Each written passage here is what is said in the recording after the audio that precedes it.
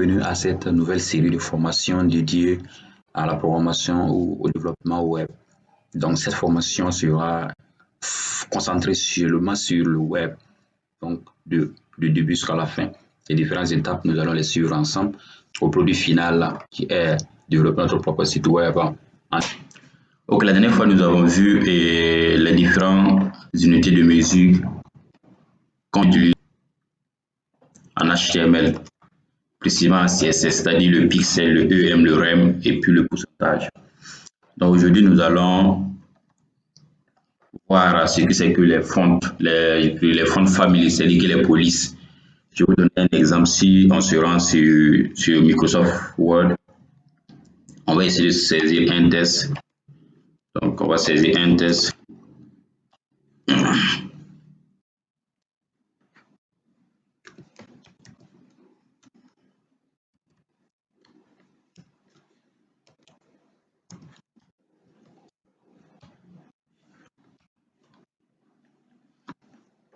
Donc nous allons mettre du test et dans notre document Word. Je vais sur Calibri. Ok, je vais vous expliquer ce que c'est que les polices. Puisque quand nous revenons ici, nous pouvons appliquer plusieurs polices sur un document Word que nous avons saisi. C'est-à-dire que nous pouvons le mettre en Calibri, on peut le mettre en algérien, on peut le mettre en Arial et autres. Donc c'est cela qu'on appelle les polices. Donc, supposons que je veux que le premier paragraphe soit en algérien. Donc là, je choisis algérien. Donc automatiquement, la police s'applique sur le paragraphe que j'ai sélectionné. Donc ce sont ces polices que nous allons voir en CSS. C'est-à-dire comment est-ce qu'on peut les mettre sur notre test et sur un paragraphe de notre page web. Donc on repart sur notre CSS. Donc on enregistre d'abord.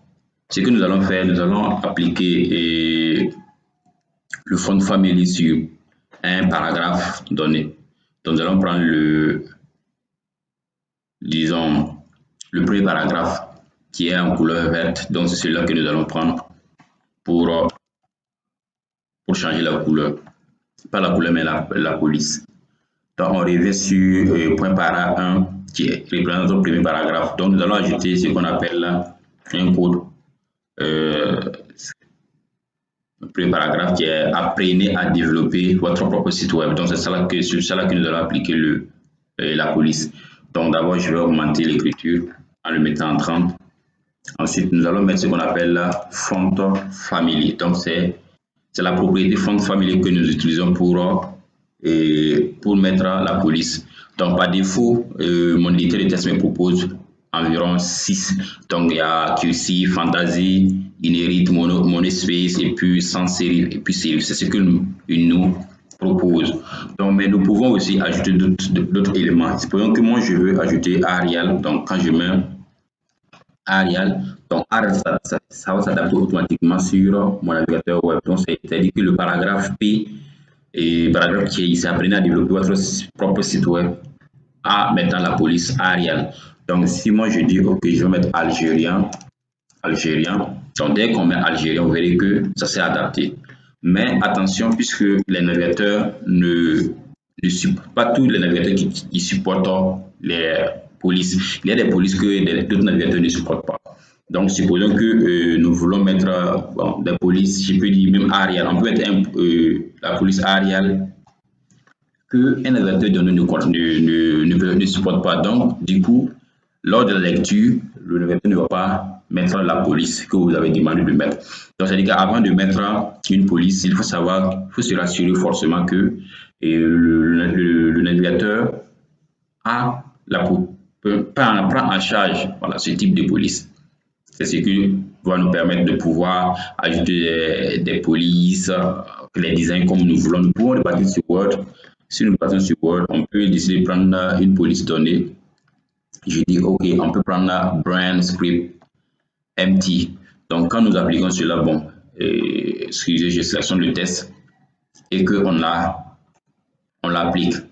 Donc dès qu'il est appliqué, vous voyez ce qui sort. Maintenant, ce que nous allons faire, c'est de prendre celui-là, la police qui est ici, nous allons la copier et ramener sur nous. Donc, dans notre fond famille, là, nous allons mettre ce qu'on avait à copier là. Donc, vous voyez que ça, il a adapté ça directement et sur le paragraphe que nous avons sélectionné. Apprenez à développer votre propre site web. Donc, voici comment est-ce qu'on peut mettre une police sur notre page web. Donc, du coup, il y a, comme je vous l'ai dit, quand vous faites CTRL espace, vous allez voir les polices qui viennent par défaut. Donc, si je prends cursive, il a pris donc cursive, il est reconnu même par l'éditeur de test. Donc, il y a des polices qui peuvent marcher. Donc, quand vous mettez ça marche, mais n'oubliez pas toujours de tester les polices pour voir si ça marche sur le maximum de navigateurs avant de le faire.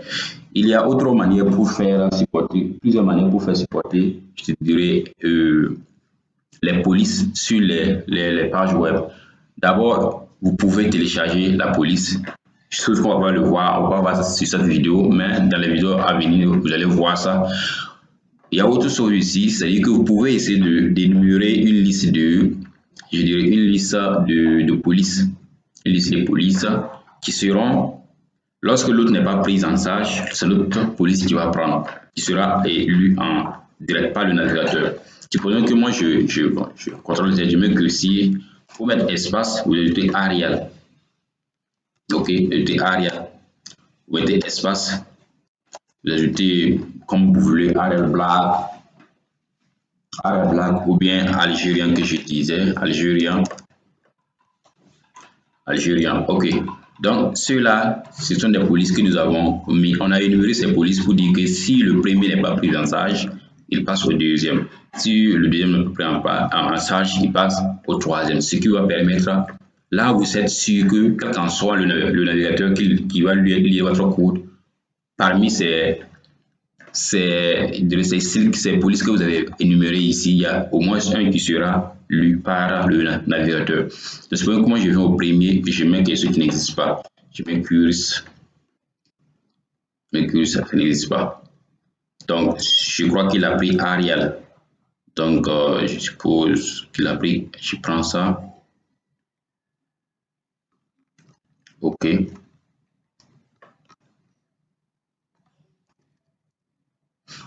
Donc, ok, c'est ça. Donc, et du coup, c'est séparé par des virgules. Donc, les différents styles polices sont séparés par des virgules. Donc, si vous ne le séparez pas par les virgules, c'est comme si c'était une seule police. Parce que l'exemple, c'était ce que j'avais mis dessus. Supposons qu'on prend ce qu'on appelle comic sans MS. Ok, ça c'est une police. Une police, mais c'est comique, c'est pas comique. Vous voyez que ça a pris. Mais maintenant, s'il y a plusieurs mots qui déterminent la police, c'est mieux que vous mettez ces mots entre griffes. Mettez entre single griffes. Donc, vous mettez ces mots à l'intérieur. Puisqu'il prend un paramètre et un string. Donc, si vous mettez espace comme ça, souvent c'est comme si c'était, je dirais, c'était plusieurs polices que vous avez mis, puisque tous les navigateurs n'interprètent pas les codes de la même manière. Il y a des navigateurs qui interprètent le code d'autre manière, suivant eux aussi leur logique. Donc, il peut arriver qu'il y ait des navigateurs qui tiennent compte des espaces qui se trouvent entre les mots pour déterminer la police. Donc, si vous tombez sur ces polices, sur ces navigateurs, que voilà, votre code soit lu. Voilà pourquoi si vous arrivez, vous trouvez que le nom de la police comporte des espaces, vous le mettez entre griffes. Ensuite, n'oubliez pas que ce n'est pas espace, mais c'est virgule, vous mettez le suivant. Donc, faites Algérien. Okay. Voilà, comme je l'ai mis tout à l'heure. Donc, du coup, s'il n'arrive pas à lire votre premier style, il va passer au second. Voilà pourquoi quand j'ai enlevé le S, il est passé par Algérien, pour dire qu'il n'arrive pas à trouver, à lire la première police. Donc, vous pouvez mettre autant que vous voulez, séparer par des virgules seulement. Autant que vous voulez. Donc, 3 points de suspension. Mais ne mettez pas trop, mettez même environ 5 ou 4, 6. C'est bon, mais ne mettez pas, ne surchargez pas la police avec beaucoup de noms de police. Mettez seulement quelques-unes. Donc, c'est ça c'était comment est-ce que vous pouvez mettre les polices sur votre page web. Donc, ce que nous allons faire, c'est on répartira dans le body Je vais répartir dans le body rapidement. Et je vais mettre font family pour donner, une. Oh, excusez. Ok, font family. Okay. Donc, égal, nous allons mettre, peut-être, je dirais, algérien à tout. Algérien. Ok. Vérifiez en réalité toute votre page body a pris et la police, bienvenue sur mon site. Donc, c'est la police algérienne, sauf le paragraphe qu'on a changé. C'est-à-dire, comme je l'ai toujours dit, dans le CSS, le body représente le corps, comme on l'a vu dans la base. Donc, le body représente le corps. Donc, quand nous avons mis la police sur le corps, c'est-à-dire que tout ce qui est inclus dans le corps, qui n'ont pas de police par défaut, vont prendre la police. Qui n'ont pas de police spécifique, vont prendre la police par défaut, qui a été donnée par le body. Dès que je mets une police dans body, tous les éléments qui sont à l'intérieur du body, puisque body est l'élément parent, c'est la balise parent. Donc, quand vous repartez dans index, vous verrez que body est ici. Donc, body, c'est le papa de toutes ces balises. Donc, dès qu'on met une police sur le body, tous ceux qui sont ici vont hériter de cette police. Donc, eux tous vont en même temps prendre la police. Donc, si vous voyez que vous voulez qu'il y a des parties, vous voulez des parties, que cette partie ait une police spécifique, c'est à vous maintenant d'aller, voilà, déclarer ça, comme je l'ai fait ici, en partant dans le paragraphe, et j'ai mis autre police. Donc, ici, j'ai mis autre police. Donc, c'est comme je disais, on pouvait mettre, donc si je mettais Arial, je vais mettre Arial et je mets une erreur ici. Donc, il va qu'il va lire ça en Arial. Voilà, donc c'est ça. Donc, automatiquement, quand je mets la police ici, la police par défaut donnée par le body n'est plus appliquée sur l'élément sur lequel j'ai changé de police. Donc, c'était ça que je voulais ajouter encore. Donc, maintenant, nous allons répartir sur comment est-ce qu'on peut mettre notre test en italique, en gras, ou comment est-ce qu'on peut le souligner. Donc, c'est pour ce combo, on l'a toujours vu, quand on saisit un document, quand je parle en gras, je répartirai toujours en Word pour parler ce que c'est que en gras. En gras, je prends celui-là, celui, et je pars en haut. Vous allez voir B, qui veut dire bold. C'est lui qu'on appelle en gras. Donc, je veux que dans le document que je vais présenter, qu'il y ait des parties où je mets en gras. On l'avait déjà vu avec les balises, certaines balises et je dirais HTML, où on avait parlé de strong, la balise strong, pour ceux qui se rappellent, avec la balise strong, la balise B. Ensuite, il y avait la balise, il y avait d'autres balises, je crois, mais principalement c'était le B. Il y a d'autres qu'on avait mis le EM. Eux, c'était des mises en emphase, mais eux, il n'est pas appliqué ici. Ce que nous allons voir ici, c'est la balise B qui veut dire boule, et puis le strong qui était une balise aussi, qui permet de mettre les éléments qui sont là en strong, donc c'est qui est en gras. Donc, il y avait d'autres balises aussi que j'avais dit tantôt, d'autres balises qu'on pouvait s'en servir pour mettre les éléments en gras. Mais ici, si vous vous rappelez, je vous ai dit que lorsque nous allons entamer la partie CSS, nous allons revenir sur ces éléments. C'est-à-dire qu'on n'est pas obligé de forcément prendre une balise native, une balise qui est née avec HTML pour mettre notre élément en gras. Donc, du coup, ce qu'on peut faire, on peut revenir dans notre CSS pour mettre tous ces éléments. Donc, moi, ce que je vais faire, nous allons répartir rapidement. Répartir rapidement sur notre page. Et on va prendre beaucoup d'éléments sont déjà ici en gras. Donc, ce que nous allons faire, c'est je vais enlever le font ici en algérien. Et j'enlève ça. Et vous verrez l'élément P ici. L'élément P ici n'est pas en gras. Donc, ce que je vais mettre, c'est sans ça. Donc, je vais mettre Comica. Comica sans ça. OK. Et sans ça, MS. Là, je mets ça là-bas. Donc, ce que nous allons faire, c'est de répartir rapidement sur notre élément P qu'on a mis ici. Donc, élément P, je crois que c'est l'élément P, je repasse sur index HTML pour voir l'élément P qu'on a mis ici. le voilà, élément P. Donc, je vais le changer, je vais mettre mise, mise en gras à le bien du CSS, CSS. C'est ce que nous allons mettre, on va le mettre en gras. Donc, n'oubliez pas, le sélecteur ici, c'est un ID qui s'appelle prediv. Donc, nous allons prendre ce ID. Je crois qu'on l'avait déjà ici. Le voilà, prediv. Donc, ce que nous allons faire, c'est de rentrer à l'intérieur et d'ajouter les éléments que nous voulons. Donc, on dit qu'on allait mettre en gras. Qu'on peut mettre en gras, en italique. Donc, pour mettre en gras, on va utiliser une propriété, c'est ce qu'on appelle la font-weight, qui veut dire le poids.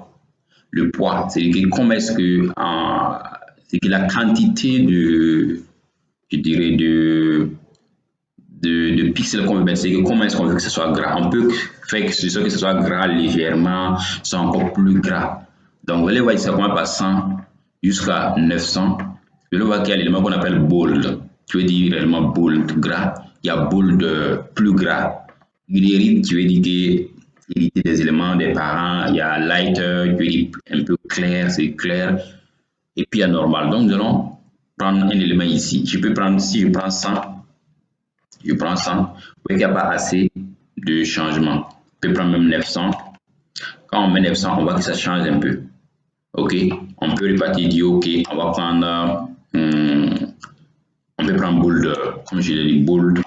Il dit que bold, c'est le nom même que dit en gras. Donc, il va mettre tout. Puis, l'élément, application du EM sur mon test se trouve dans le div sur lequel on est en train de faire. Donc, là, pourquoi les deux héritent du CSS.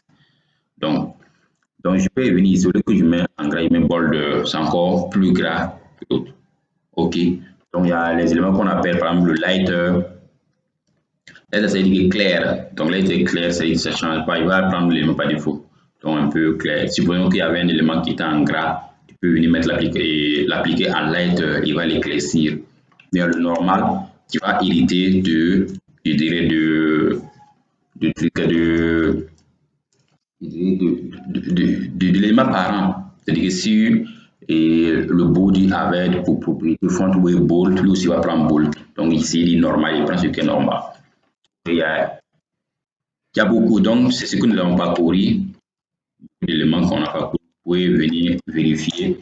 On peut mettre des valeurs 100, 200, 300, on peut mettre bold. Mais bon, c'est à vous de voir et soyez ce que vous voulez. Moi, quand moi j'arrive, je prends sur le 900 et je mets le mot bold et on continue le chemin. Voilà, bold par défaut. Et au cas où je ne trouve plus, pas bold, je mets le bold.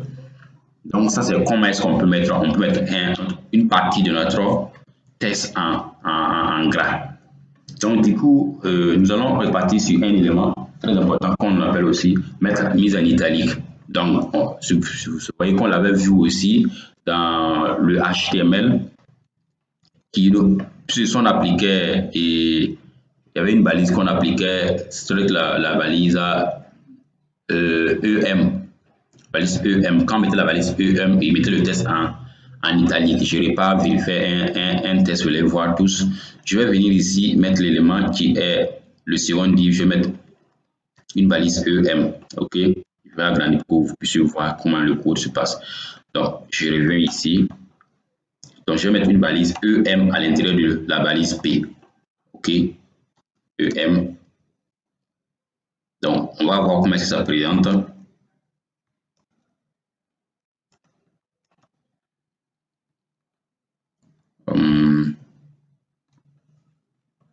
Vous voyez que l'élément s'est mis en italique. Donc, application du EM sur mon test. Donc, il a mis ça en italique. Donc, ça, c'était la balise EM. Maintenant, comment est-ce qu'on peut le mettre sans utiliser la balise EM? C'est ce que nous allons voir. Donc, je vais venir rapidement lever cette balise EM que nous avons ajoutée. Nous avons ajouté ici. Notre test revient à la norme. Donc, nous préparons dans notre CSS et j'irai spécifiquement sur l'élément. Donc, application div se trouve sur dans div p. Ok, nous allons partir dans div p pour aller mettre l'élément. Donc div P, c'est div P qui est ici. Donc je vais agrandir pour que vous puissiez bien voir. Donc voici div P qui est ici. Donc nous allons repartir à la ligne. Donc nous allons utiliser une autre propriété aussi qu'on appelle la font style. Donc on va mettre font-style. Donc c'est le style. Maintenant, quand vous mettez là-bas, du coup, il vous envoie les éléments à savoir italique, normal, oblique. Lui prend trois propriétés. Soit c'est en italique, soit c'est en normal, soit c'est en oblique. Donc, nous allons dire premièrement que nous voulons la propriété italique. Okay? Donc, on met italique. Donc, dès que nous mettons italique, vous voyez que notre test appris est en italique.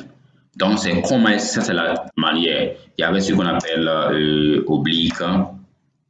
C'est ce qu'on appelle oblique. Mais oblique ici, et quand vous mettez oblique et italique, vous ne verrez pas assez de différence. Voilà, vous ne verrez pas assez de différence parce que eux tous s'inclinent. Donc, il n'y aura pas assez de différence. Il y a normal aussi. Normal que j'ai dit, normal c'est par défaut, normal. Donc, il ne doit pas appliquer un style sur votre page ou sur l'élément que vous avez sélectionné. Donc, voilà comment est-ce que vous pouvez utiliser à travers le CSS, mettre vos éléments soit en italique, soit en gras. Donc, ça, je dirais que ça, c'est bon, important, on l'utilise un peu beaucoup, surtout lorsque vous êtes en train de saisir un document ou autre. Vous êtes en train de designer un site web là où vous parlez avec les gens qui, comme je vous l'ai dit, il vous permet de mettre vos éléments en emphase, de tirer l'attention voilà, sur l'élément en question. Okay, donc, toutes les propriétés que j'ai dit ici, par exemple les font style, sachez que ce sont des éléments qui s'héritent plutôt. Supposons que je reviens ici, je vais prendre font style. Quand je parle d'héritage, c'est quoi? Je veux dire que quand on met l'élément sur, on applique une propriété sur un élément parent, tous les éléments fils qui sont à l'intérieur sont en même temps pris en compte. Je l'ai expliqué beaucoup avec Comic Sans, avec les font family dont j'ai appliqué sur le body et automatiquement tous les éléments ont hérité de la police du body. C'est ça qu'on appelle héritage. Quand on met sur le papa, tous les enfants prennent cette propriété. C'est la même chose pour les front style aussi. Donc, quand vous mettez sur l'élément parent, les enfants aussi vont prendre cette propriété. Donc, nous allons continuer. Si je revenais ici, par exemple, je crois que c'est dans div P, pas div P, même. Donc, je prends pré-div. Je vais essayer de coller là pour voir. Mettons-le en italique. Donc, vous voyez, quand j'ai mis italique sur le pré-div, tous les éléments qui sont à l'intérieur de l'élément après, de la balise div après, donc la mise en gras par le biais de CSS qui a pris, qui est en italique, qui a celui qui est en bas aussi qui est en italique. Donc, c'est ça la manière pour, quand je parle d'héritage, sur le pré-div, c'est l'élément parent. C'est dans le pré-div que se trouve le P, div P, div P2. Donc, c'est eux qui constituent l'élément en question. Donc, du coup, nous allons continuer avec d'autres éléments, à savoir comment est-ce que nous pouvons souligner un test. On a vu ça aussi en CSS, en HTML avec la balise U qui permettait de souligner. OK, underline. Donc, ici, nous allons voir avec les propriétés CSS. Donc, du coup, rapidement, nous allons partir toujours sur notre application du EM sur mon test. Je vais aller changer le test qui est là-bas. Et pourquoi on mettre bon, on va garder ça, c'est pas l'objet. L'objet ici, c'est comment est-ce qu'on peut appliquer notre système pour que ça puisse marcher. Donc, nous allons du coup souligner la partie. Pour souligner, c'est quoi? On va utiliser une propriété qu'on appelle test decoration, qui a décoration du test. Test decoration. Donc, quand on prend test decoration, il prend plusieurs propriétés. Nous allons essayer de les parcourir un à un. D'abord, ce que j'ai dit underline, c'est de souligner le test. Donc, on va utiliser underline, la valeur underline. Donc, dès que nous mettons la valeur underline, nous verrons que notre navigateur, il a souligné, je dirais, le test. Ça, c'est la première valeur.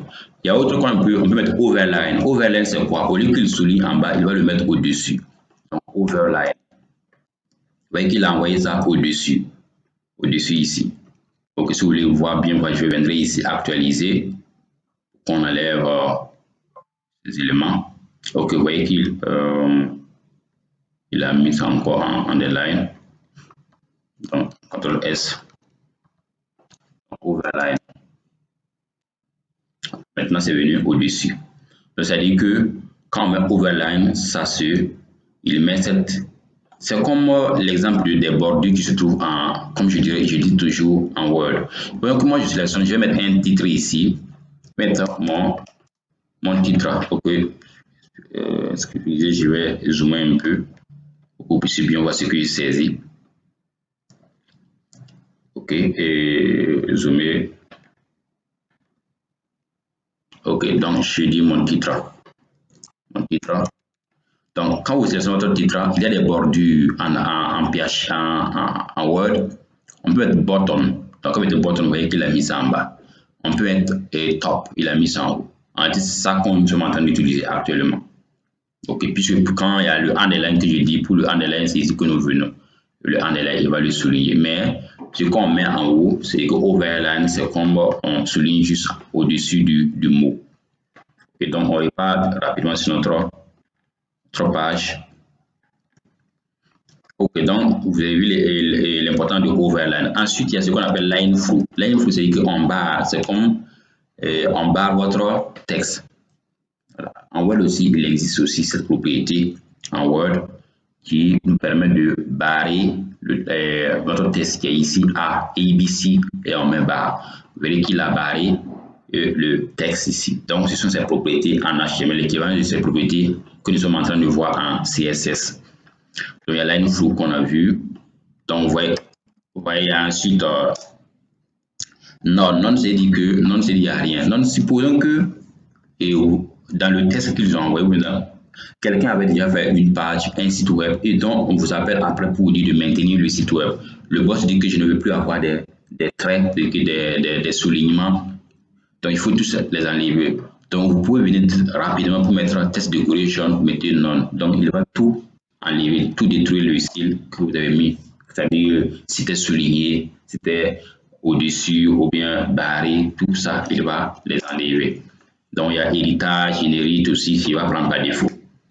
Donc, voici les éléments que nous pouvons appliquer sur notre propriété, les valeurs qu'on peut donner à notre propriété test de correction. Donc, ensuite, nous allons voir autre élément, c'est-à-dire que comment est-ce qu'on peut parler des alignements. Les alignements, c'est quoi? Je reviens ici. Prenons l'exemple de celui qui est ici, sur notre site web. Je peux dire que je veux que l'image de là soit à gauche et que cette image soit à droite. Ou je dis que je veux que le mot de bienvenue soit centré au milieu et que programmation reste à gauche et que apprenez à programmer parte à droite. Donc, c'est ça qu'on appelle les différents alignements. Donc, comment est-ce qu'on peut mettre les alignements? D'abord, nous irons sur notre mot de bienvenue, qui est notre H premier. Nous allons appliquer une propriété qu'on appelle,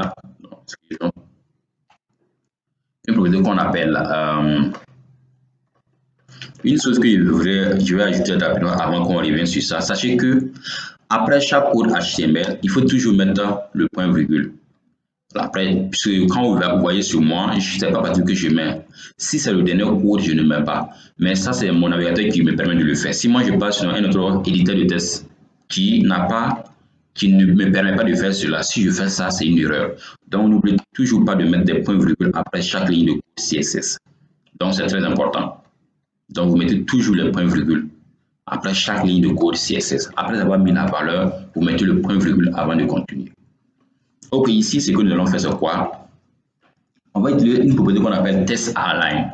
Et test align veut dire alignement. Ici, il prend plusieurs propriétés, valeurs plutôt. Il y a centré, mettre à la fin, hériter, justifier. Justifier, nous allons vérifier ça sur Word, vous allez bien voir ce que cela veut dire. Il y a justify all, il y a left, il y a parent. Donc, sachez qu'on ne va pas parcourir tous ces éléments, mais on va prendre les plus utilisés pour vous montrer. Je ne vais pas montrer l'équivalence des tests align. Ok, revenons ici. Moi, je veux que mon titre soit centré au milieu. En réalité, l'équivalence, c'est ceux qui sont ici. Vous allez voir que c'est alignement, align left, center. Ici, vous verrez que c'est align right. Ici, vous verrez que c'est justify texte. Ok, moi je veux que mon texte, mon titre soit au centre. Je reviens ici, je colle seulement Center. Il le met au centre de mon document. Je veux qu'il soit aligné à droite. Je mets ici, il envoie à la droite de mon document. Je veux qu'il soit justifié. Je le mets ici, il va le justifier. Bon, pour la justification, comme ça vous ne comprenez pas ce que ça veut dire justification, je vais prendre un paragraphe pour que vous compreniez quand on parle de justification. Je prends ce paragraphe et j'applique à justifier. Vous verrez que les bords, les deux bords, que ce soit à gauche, la droite, en haut, en bas, eux tous sont alignés. C'est ça qu'on appelle justifier. Alignement gauche-droite. En haut, en bas, tout aligné. Donc, nous allons, ce que nous allons voir directement rapidement avec notre CSS. Donc, ok, premièrement, nous allons mettre ça en centre. Donc, j'ai mis center. Dès que j'ai mis center, vous voyez que bienvenue est venu au centre de ma page web. Je vais répéter rapidement pour dire le de programmation. Programmation, je vais le mettre, je vais le garder à gauche. Je continue. Premier paragraphe, je dis que je vais le mettre à droite. Ok, donc je reviens ici, je mets toujours mon text align, cette propriété qu'on utilise. Et je mets ici right, puis je veux qu'il soit à droite. Donc quand j'ai mis right, il a ramené à la droite ici. Ok, je continue. Je dis que je veux que comment est-ce que je veux que je vais ramener cette dernière image à gauche. Bon, on avait déjà pratiqué un, je vois lequel on va encore utiliser. Et je vais ramener cette image carrément à droite aussi. Donc, du coup, je repars sur HTML, je cherche l'image. La seconde image n'avait pas de classe. Donc, il faudrait qu'on lui donne une classe ou un ID. Sachez que je vous ai dit que pour sélectionner un élément de façon spécifique, il y a d'autres manières, mais pour le moment, ce qu'on a déjà vu, on utilise la classe. On peut utiliser aussi le IMG. Donc, du coup, je vais en profiter pour vous montrer comment ça marche. Ok, comment ça marche. Donc, je reviens ici. Je vais mettre un ID ici. Un ID dont je vais parler de. Je vais mettre align. Bon, vous allez comprendre. Align right. Ok. Right. Ok, donc je prends celui-là et je repars dans mon style. C'est un ID que j'ai mis, un identifiant que j'ai mis. Donc, je dois l'appeler à travers l'identifiant. Donc, je le mets ici, je mets d'abord dièse et je colle le nom. Donc, je dis dièse plus nom. Ensuite, il faudrait que je lui passe la propriété. OK. Et ici, j'ai bien peur que la propriété est align test. Il faut que je mette align test. Et test align plutôt. OK. Je mets un right. OK. Le test align ne s'applique pas sur l'image. Parce que l'image n'est pas une bloc. Voilà. Le test align s'applique sur les balises bloc. C'est les balises inline, il y a les balises bloc.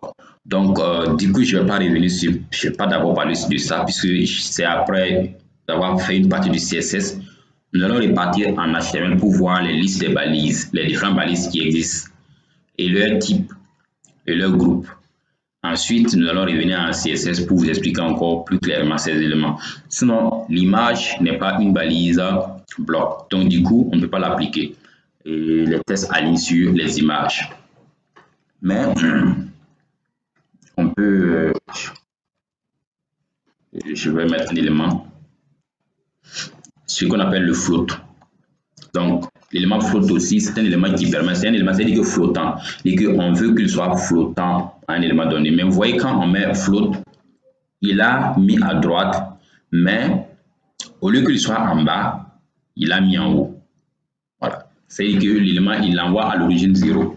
Mais avant, l'élément était en bas. L'image était en bas. Donc, float va nous permettre de le mettre à droite ou à gauche. Mais sachez qu'il y a plusieurs manières de le mettre.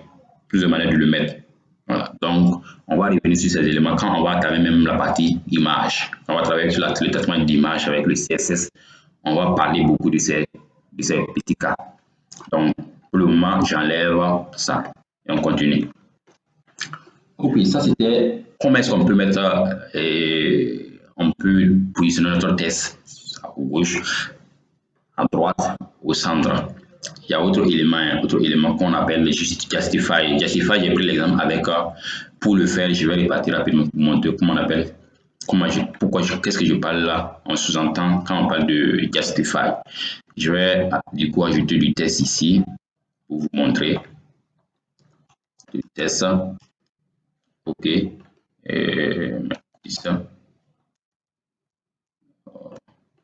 Ok, j'ai mis du test, je vais ajouter encore. Dis ça. Ok. Donc, je vais augmenter le texte pour que vous puissiez bien voir.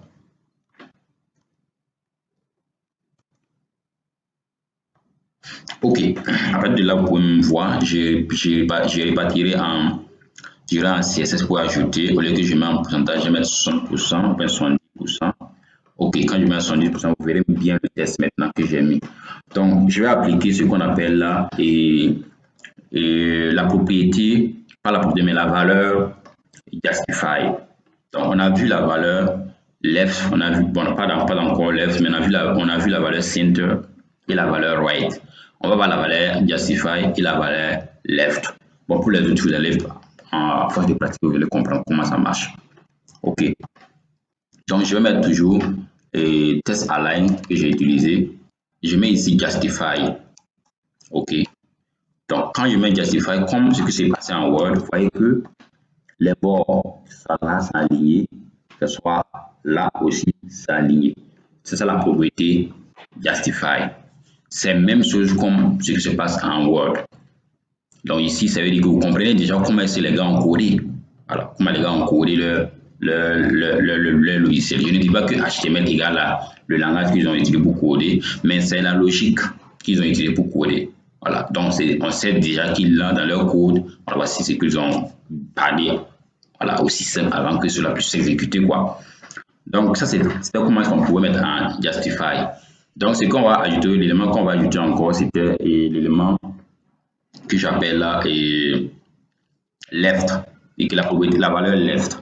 Donc la valeur left, là-bas pour vous dire que par défaut, le navigateur pour afficher un élément, si l'élément n'a pas de l'alignement, une valeur d'alignement, le navigateur le met automatiquement en left.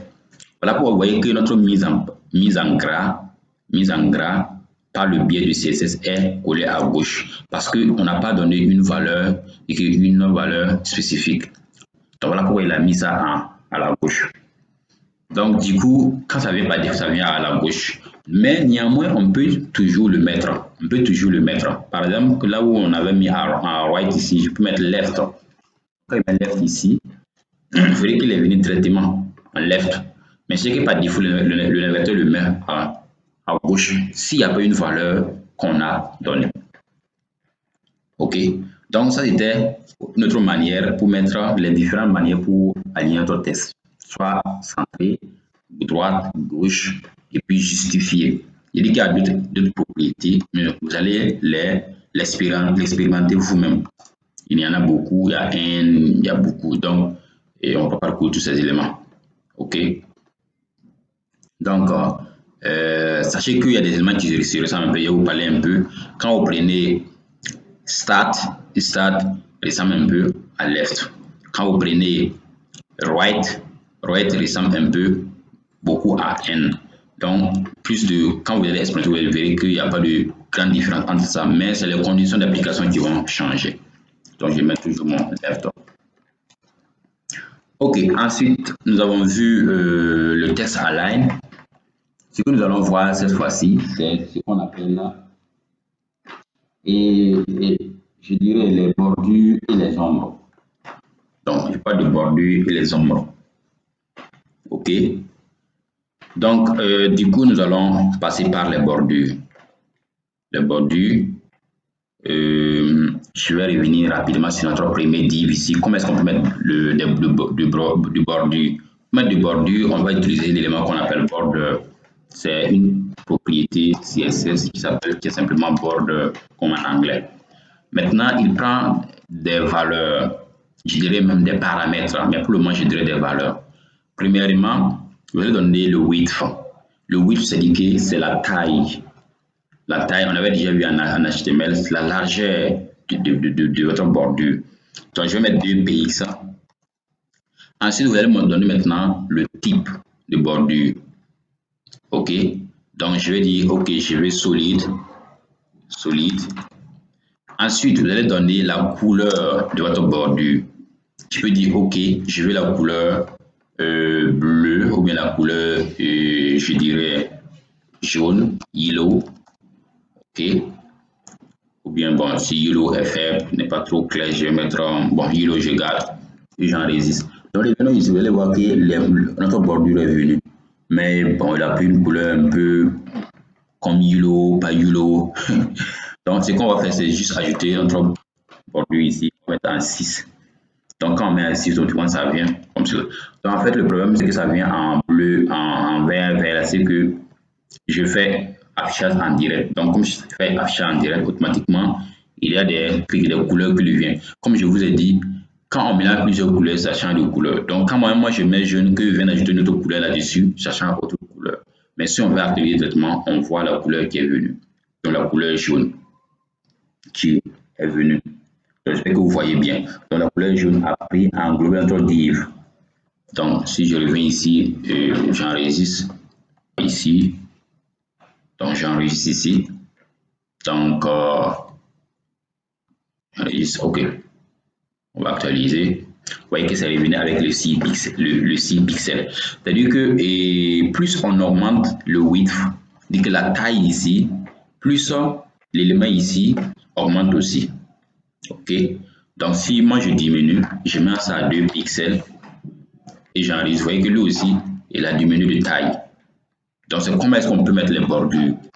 Mais c'est qu'on peut ajouter, on peut mettre plusieurs propriétés sur les bordures.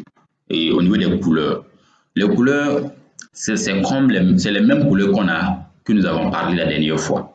Soit on peut utiliser le RGB pour le mettre. OK, RGB pour mettre yellow, on va mettre 255. Oui, 255. Ensuite, et donc green, on va mettre 255. Et ensuite, on va mettre 0. Donc, ça va être la couleur jaune. OK, donc la couleur jaune, c'est le mélange entre la couleur rouge et la couleur bleue. Donc, mélange maximum qui donne rouge. Donc, c'est le RGB comme cela. Donc, on pouvait l'appliquer aussi avec ce qu'on appelle le hexadécimal. Là, du coup, on met notre dièse et on met quoi? Je mets FF pour dire que le rouge, maximum de rouge. FF, maximum de vert.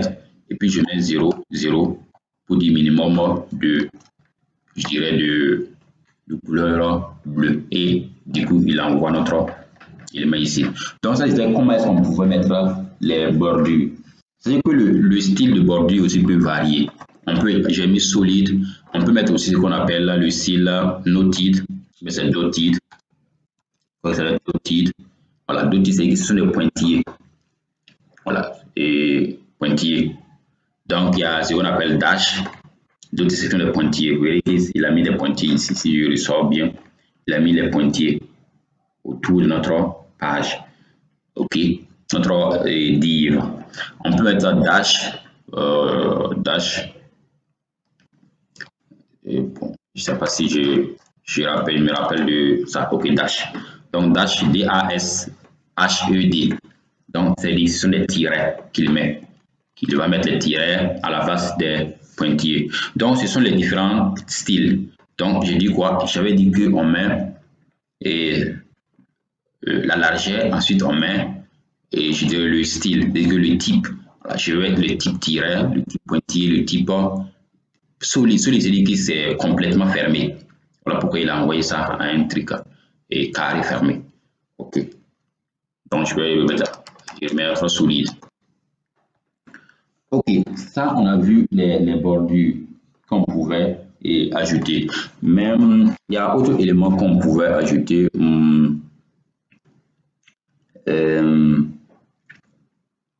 On va voir ça un peu devant. Je ne veux pas aborder ça ici, parce que on va voir ça un peu devant. Mais néanmoins, je vais l'aborder, ce qu'on appelle là, les margins. Les margins, les paddings et autres. Ça, on appelle ça quoi? Et ce sont ce qu'on appelle les alinéas, la marge. Donc, si vous revenez sur toujours sur Word, vous allez voir qu'il y a les marges qui sont là-bas. Donc, si je viens ici, je bloque cela, vous voyez qu'il a mis, il a avancé. Voilà, il a avancé déjà, c'est qu'il a mis, il est revenu à l'alinéa. Donc, ça, ce sont les marges. OK. Maintenant, en CSS, on peut appliquer plusieurs marges. On peut mettre des marges extérieures.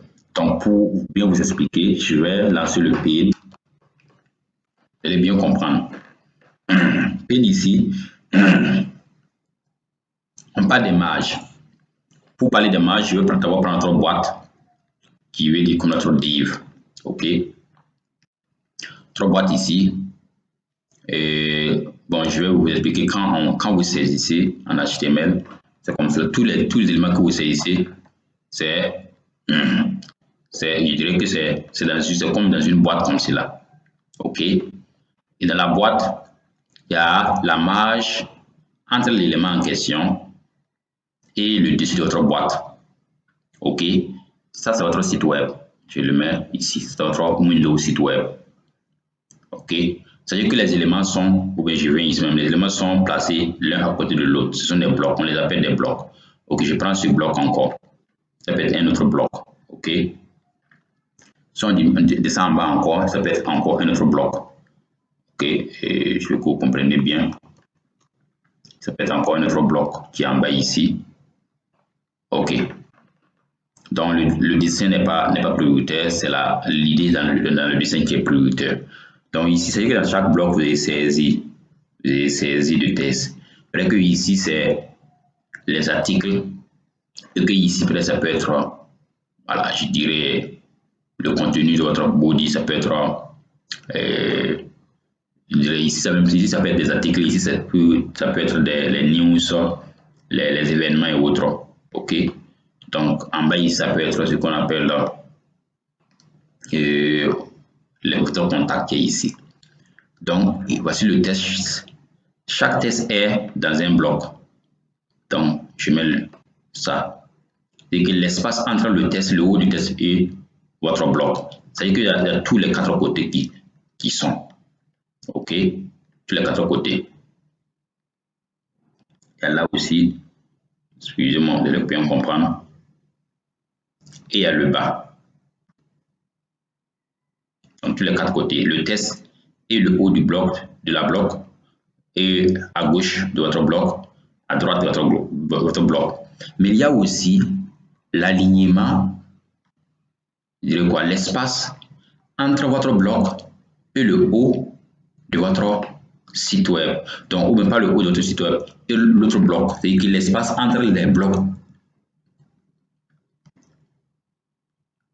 et eux-mêmes, elles-mêmes. OK? Donc, je prends celle-là, l'espace entre cette bloc et celui qui est là. Donc, les blocs sont liés comme cela. Il y a les bordures intérieures, internes et les bordures externes. Donc, comme je l'ai mis aussi à l'interne, on peut le mettre à l'externe aussi. OK? Dès que vous allez le comprendre. Et le bas aussi. Donc, il y a tous ces éléments. Donc, celui-là aussi, eux aussi, ils ont des bordures externes. OK. Je crois que d'ici là, déjà là, c'est déjà compris. C'est déjà compris. On ne va pas s'attarder encore sur ces détails. J'ai déjà mis dans un autre bloc, vous comprenez l'idée déjà. OK. Donc, ça veut dire qu'il y a deux types de bordures. Il y a bordure interne, il y a bordure externe. Donc, nous pouvons essayer de dire, OK, prenons l'exemple de notre site web. Je vais dans notre navigateur. Vous voyez ici, notre bloc qu'on a mis ici, on a mis comme la bordure là. On voit qu'il y a du test à l'intérieur de notre bloc. Donc, l'espacement entre le test et le dessus de notre bloc, et l'espacement entre l'autre bloc même et les images qui sont ici. Ces images sont aussi dans notre bloc. L'espacement entre ceux-là aussi, notre bloc et le milieu extérieur. L'espacement entre notre bloc et ces éléments eux-mêmes, c'est ce que nous allons voir. Donc, comment est-ce qu'on peut mettre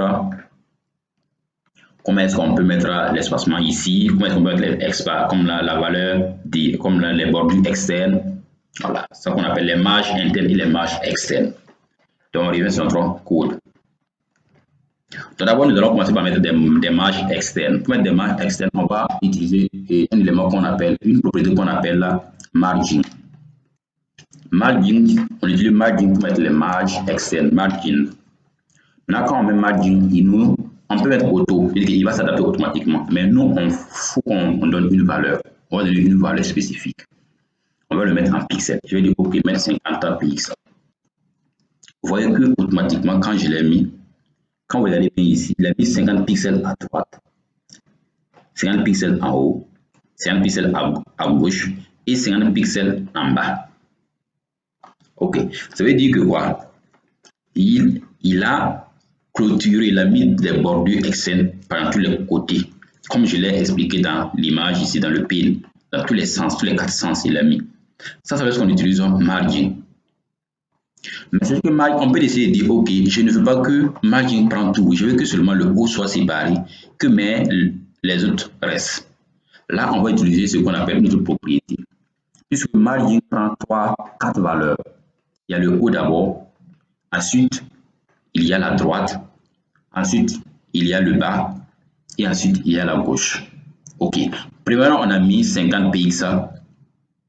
Ensuite, on va mettre espace et on va mettre 0 pour dire qu'on veut que la gauche soit 0. Donc, si on met deux valeurs, puisque ici, c'est encore très détaillé, on peut essayer de mettre deux valeurs.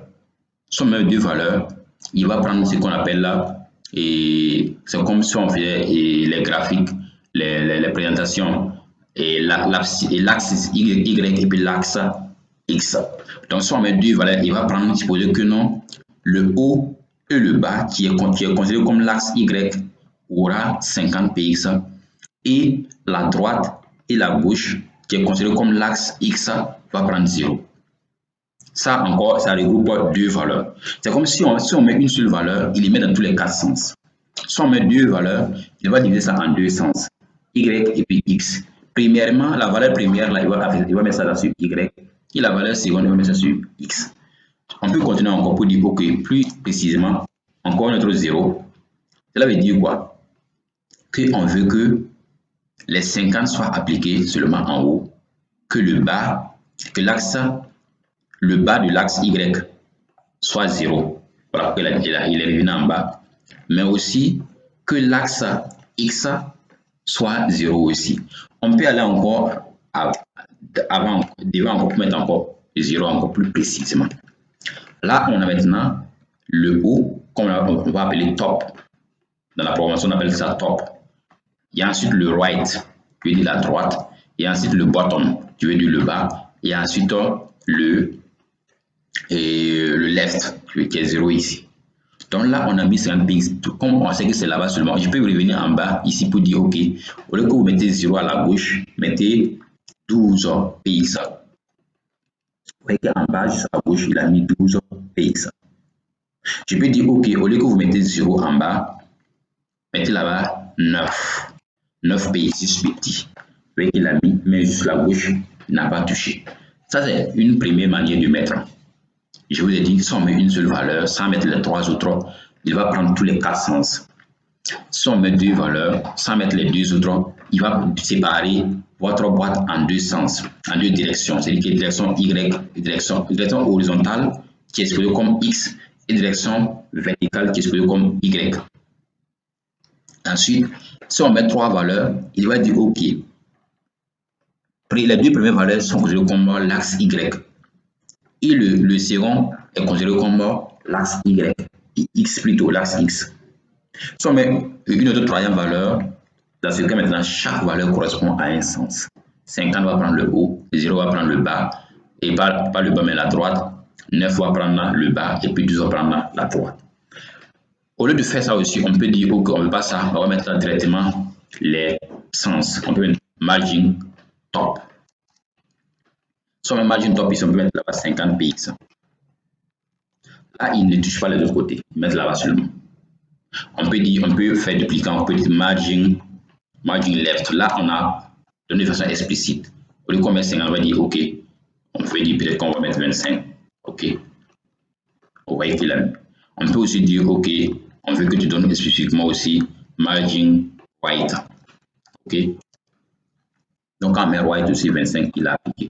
On peut aller aussi mettre margin bottom. OK. Margin bottom. Il veut dire que ce sont les bottom. Il y a top. Il y a top, right, left, bottom. Top, right, bottom, left. Voilà. Donc là-bas, on peut dire, on met 10. 10 px. Bon, 1 px. Vous voyez qu'il a mis. Ça, c'est une autre manière pour mettre les balises, les marges externes. Soit au lieu qu'on met margin simple, on met les valeurs ici, on peut mettre un margin top de façon explicite, quoi. Ça, c'est encore plus utilisé. Au lieu qu'on mette directement beaucoup, imaginons qu'on va seulement mettre sur le top. Si on va utiliser le margin simple, on est obligé de mettre 0, 50, 0, 0, 0, 0. Donc, au lieu qu'on met tout ça, par exemple, sur le margin top, on met 50 et on continue. Donc, ça, c'est la seconde manière pour mettre les margins et externes, les marges externes. Donc, nous allons maintenant passer à marge interne. Marge interne, comme je l'avais expliqué, ça concerne les bordures internes. Les bordures internes, c'est là. Bordure interne, c'est ici. C'est à l'intérieur de la bloc. Donc, quand on revient sur nous ici, voici toujours notre bloc. On a mis les bordures extérieures. Il faudrait qu'on ajoute maintenant les bordures internes. Donc, pour mettre les bordures internes, on va utiliser la propriété qu'on appelle padding. Donc, padding, qui veut dire marge. Il veut quoi? Marge interne. Donc, margin, c'est marge externe. Padding, c'est marge interne. Bon, souvent, je fais des trucs, je fais des mélanges entre bordure et puis marge. Donc, quand on dit margin, c'est marge externe. Padding, c'est marge interne. Ok, ici, je peux décider de dire, il n'a qu'à mettre 20. Là, ça prend de la même manière comme le margin que j'ai mis en haut. Donc, dès que j'ai mis 20, vous voyez qu'à l'intérieur, ici, il a mis 20 dans tous les quatre sens. Voilà. Et du coup, si on peut faire comme ce qu'on avait, j'avais dit, ça va être 0. Vous voyez, il a mis, si on met 0, il va prendre deux axes. En haut et le bas. L'axe vertical va mettre 2. Et l'axe horizontal, qui est supposé comme notre X, il va mettre ça en 0. On peut mettre 10. Là, il va mettre l'axe. Dans l'axe vertical, les premières valeurs, c'est pour le top, qui est 20. Et puis le 0, c'est pour comme pour le bas, qui est 0. Et puis, on garde toujours 10 pour l'axe. Excusez-moi, qu'il y a un petit problème. Donc, je vais PX. OK. Donc, c'est comme si c'est 3, il va prendre les deux premières valeurs comme l'axe vertical et le 10 comme l'axe horizontal. Donc, on va continuer pour mettre un autre 0 à la fin. OK. Donc, quand on met un autre 0, je vais PX. Il a mis ici pour les margins. Pour les margins, nous allons prendre, on va utiliser les premières valeurs. Soit on le fait de façon explicite, à savoir, on met margin. Alors, margin top. Margin top, on le met, chaque niveau, margin top, on le met à 10 px. OK. Là, automatiquement, le haut, il va mettre ça à 10. On va mettre margin left. Donc, left, on va mettre ça aussi à 10. Donc, on peut mettre ça à 20. Ainsi de suite. Margin right. Right. On va mettre à 15. Donc, je supprime ça. 15 px. Finalise. Puis margin bottom. Donc, bottom qui est margin bottom, on peut mettre là-bas, on peut mettre 15 ou bien on peut mettre à 9. Donc, voici la seconde manière pour mettre les marges internes. Voilà. Marge interne, marge externe. C'est très simple. OK.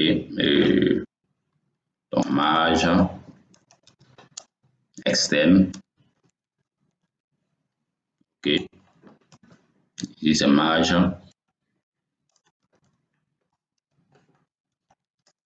interne. OK. Donc, marge externe, marge interne.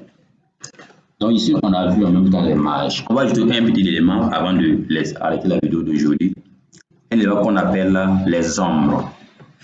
Les ombres, c'est-à-dire que quoi? Je repars toujours sur Word.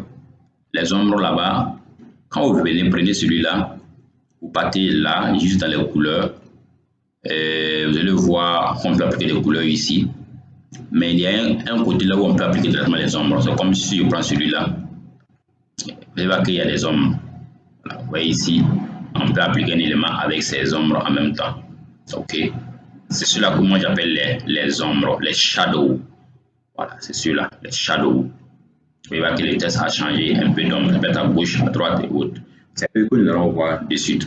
Donc, on va voir deux parties. Comment est-ce qu'on peut appliquer le shadow, c'est que l'ombre sur les bordures. Comment est-ce qu'on peut appliquer l'ombre sur le texte en quelque sorte? Donc, on va d'abord prendre l'ombre sur les bordures. OK? Donc, pour les bordures, on va toujours prendre notre bloc. Et ici, on va mettre ce qu'on appelle box. La propriété qu'on utilise, c'est box shadow. Box shadow, qui indique ombre de la boîte. OK. Donc, box shadow, et c'est que ça aussi, il prend des valeurs. Donc, box shadow prend des valeurs. Et d'abord, on va prendre par défaut 10 px. Ensuite, je mets 10 px trop.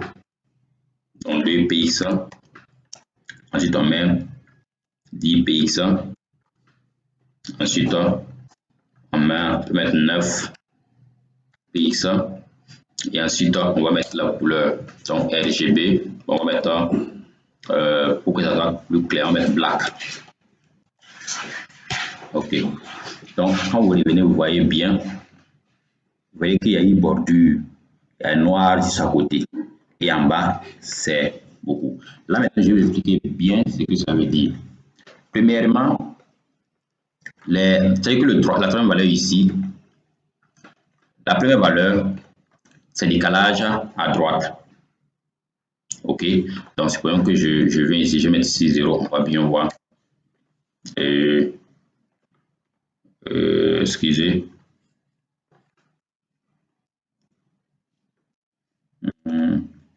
Ok, la première valeur c'est décalage à droite. Comme vous voyez, c'est décalage 10 là, c'est décalage à droite. Comment est-ce que vous voulez décaler vers la droite? La valeur suivante, c'est décalage vers le bas. Supposons que moi je viens, je dis que je veux que vous décalez et 9 vers le bas. Vous voyez qu'il a mis décalage vers le bas. La première, c'est décalage vers la droite, qui est ici. La deuxième valeur, c'est décalage vers le bas, qui est en bas ici. Et la troisième valeur, c'est le poids. Le poids, c'est dit que c'est comme on veut que ça soit concentré. Si je mets 2, vous voyez que ça sera léger. Voilà. Bon, plus on met le poids, plus c'est un peu transparent. Plus on ne met pas le poids, plus c'est un peu fort. Et quand j'ai mis 1 pixel, vous voyez que c'est devenu très fort. Mais si j'ajoute, je mets par exemple 7 pixels, vous voyez quand ça devient un peu ombre, un peu voilà, brillé, un peu joli. Donc, je vais mettre 10 qui sera encore plus joli, 20 qui sera encore plus, voilà, on ne sent pas de la couleur forte, quoi. Mais si je mettais seulement le 1, vous voyez qu'il va prendre la couleur verte, la couleur noire plutôt. Donc, c'est pas joli. Donc, plus vous mettez la couleur, plus ça devient encore plus transparent et plus joli.